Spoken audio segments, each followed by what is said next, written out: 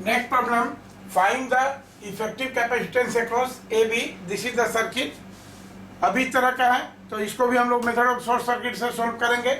अब देखिए, ये पॉइंट कनेक्टिंग वायर से कनेक्टेड है, तो अगर इस पॉइंट का पोटेंशियल A है और इस पॉइंट को हम D नाम दें, तो A और D सेम पोटेंशियल पर हो जाएगा।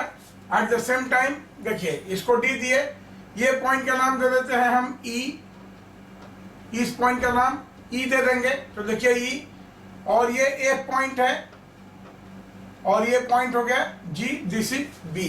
ध्यान रहे, ए बी के क्रॉस हमको इक्विवेलेंट कैपेसिटेंस निकालनी है। तो अब क्या करेंगे, देखिए ये पॉइंट हो गया हमारा A, this is the point A और D सेम पोटेंशियल पर है, तो अब क्या करेंगे, A और D को सेम पोटेंशियल पर रखेंगे, तो this is A and this is D। A और D सेम पोटेंशियल पर हो गए, ठीक है। फिर दूसरा पॉइंट हुआ हमारा F और E, now this is E and F, ये भी सेम पोटेंशियल पर हो गए, लेकिन इनका पोटेंशियल D और A से अलग है।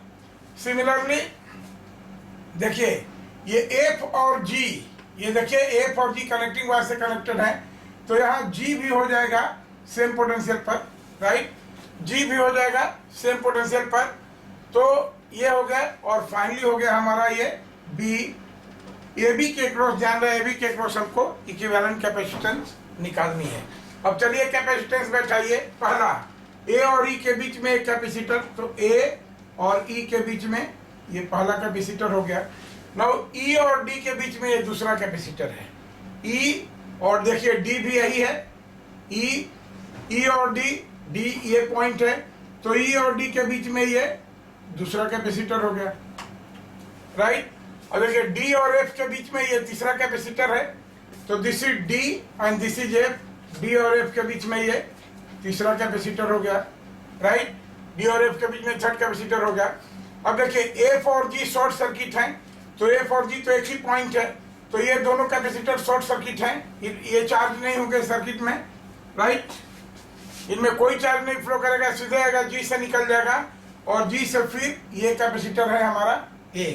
तो G से B, देखिए G से B ये एक कैपेसिटर है, देख लीजिए ध्यान से। तो this is the equivalent capacitance of the circuit. अब देखिए, ये तीनों कैपेसिटर पैरेलल में है, ये तीनों कैपेसिटर पैरेलल में है, तो क्या हो जाएगा, C प्लस C, राइट। इनका क्या हो जाएगा 3C, और ये है एक कैपेसिटर सीरीज में, तो देखिए 3C और C सीरीज में है, तो हम क्या जानते हैं कि C इक्विवेलेंट क्या होता है, this is product by some, तो this is 3C into C divided by 3C plus C, that is 4C।